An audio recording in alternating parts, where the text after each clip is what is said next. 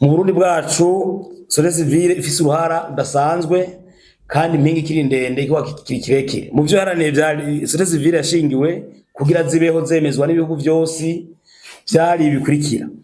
Ishitse mu gihe tukibona mu gihugu cy'u Burundi ivy'igihugu bisigaye usanga bigaburwa n'akagwi kamwe, aho ndavuga mu gutanga ubuzi.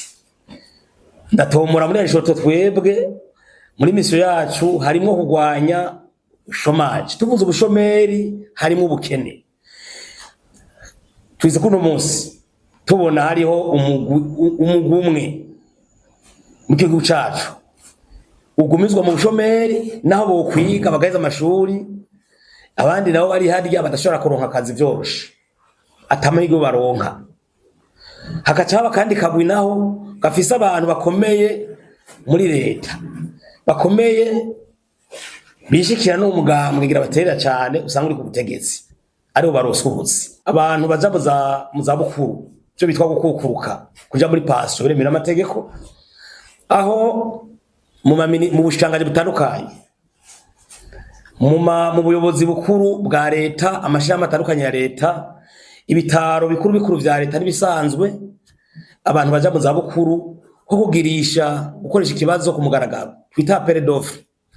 Abayobozi b'ivyo bitaro b'amashami ya leta, abashikiranganje bagaca bagenda bagaca bazana abantu mu ibanga, bamwe bizana bavukana bene wabo basaza babo, abandi no munsi usanga uza batubwira je tumaze imisi tubaza twumva yuko urutonde ruva mu mugambwe cyangwa urutonde ruva ku mushikiranganje, urutonde rwatanzwe n'uhambaye mu gihugu.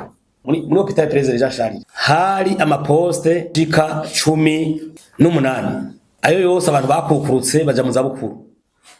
Yaciye afatisha amayo wabo gusa ayo wabo baheze aceshinga komisiyo abakomisiyoneri kugira akazi wizana senge umukomisiyoni utanga senge mbiri nkubara amaposte 15 amaze utanga muri indwi nyene yatanze akazi ku bantu batandatu. Hariho mu nzego z'igihugu n'abane gihugu bagomba kugiranya société civile n'umugambwe canke abagwanye umugambwe. No, société civile mushamadaye za politique n'ubunye politique nta mugambwe n'umwe mukorana, yaba uri ku butegetsi yaba uri muri opposition. Tuhari kugira dufasha bene gihugu barenganywa, tuhari kugira turadomako abantu bagomba kubigira ibihangange, turarugira ngo abantu bagomba kurenganya bene gihugu bahagarare, turarugira ngo dukomeze demokrasi ukwishira no kwizana. Umwene gihugu ashe gushikiza amakuru uko yabona, ashe kunkana amakuru amushikire uko amateka bivuga.